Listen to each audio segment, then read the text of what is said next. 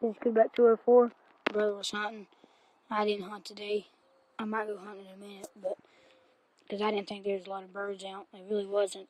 And my brother saw this bluebird on that tree right there, that little small bush out there with no leaves on it. And he was right there on that. He's right there at that big tree. Shot it from there to there. Shot him a bluebird.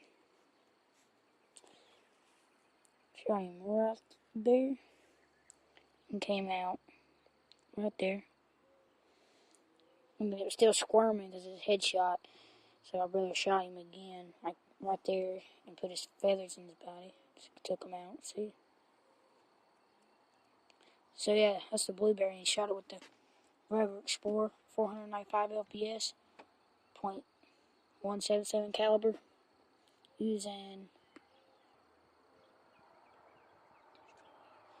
Crosman Destroyer pellets. That's what he was using. Had to ask him what pellets, because I didn't know what pellets he shot it with. So yeah, rate, comment, subscribe, bye.